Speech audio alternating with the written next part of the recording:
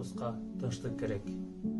Урматтуу жердештер жана бир туугандар, азыркы учурдагы Кыргызстандын жана Тажикстандын чек арасынан чыккан чыр-чатак баарыбыздын кабыргабызды кайыштырып турат. Ороздонун ыйык айында кылымдан бери коңшулаш, боордош, бири-бирине куда сөөк болуп жашап келген эки элдин ок атып, үйлөрүн өрттөшү жакшы жоосун эмес. 3 күндөн бери созулуп жаткан чыр-чатактан улам эки элдин жай тургундары, эр азаматтары жаракат алып, арасынан абыт болгондор да бар.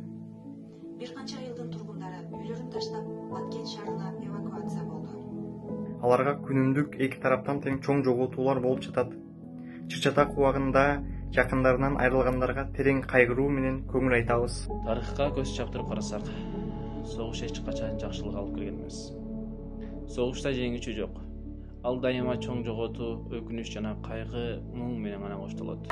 Жетимге жөтөлдүн кереги эмне дегендей, эки өлкө тең элин бага албай, экономикалык жана социалдык кризистен чыга албай келет. Ага азыркы абалдагы пандемия апаты дагы кошумча.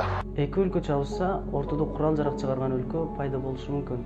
Же эки улуттун ортосундагы болуп жаткан кырдаалдан сырткы күчтөрдүн пайдаланып кетүү коркунучу бар.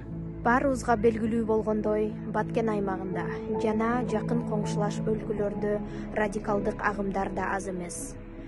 Бул жагдай жалпыбыз үчүн чоң сыноо. Мындай учурда эки өлкөнүн мамлекет башчылары кыйрылтып түз кеңеши керек. Эл башындагылар жолугуп, дипломатиялык жол аркылуу куралдуу күчтөрдү токтотуп, чыр-чатакты бүтүрө алышат. Биз жөнөкөй жарандар болсо, буга өбүлгө түзүп көмөк көрсөтөлү. Маалымат таркатууда сак жана жоопкерчиликтүү бололу. Кур эмес чыгымчыл күчтөргө ишенбей, маалыматты анализдеп кабыл алалы. Бүгүнкү күндө күнөөлүү тарапты издеп, кызуу кандуулук калтырып, иш жасоочу убак эмес.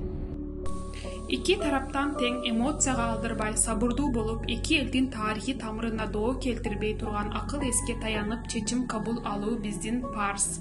Согуш энелерибиздин көз жашы, улуттун көөгөй болуп кала электе эсибизге келели. Кылымдар бою коңшу жашап келген калк мындан ары да жаңыча жашоолорун, улантарын унутпайлы. Кылым карыткан макалдарыбызда айтылгандай, чогулушта чындык керек, чогууда тынчтык керек. Тынчтык баарыбыз үчүн керек. Тынчтык болгондо гана өсүп, өнүгө алабыз. Жалпыбызга сабырдуулук, акыл эс жана кайраттуулук тилейбиз. Терең урматтоо менен Англия, Германия жана Турциядагы кыргыз мекендештери.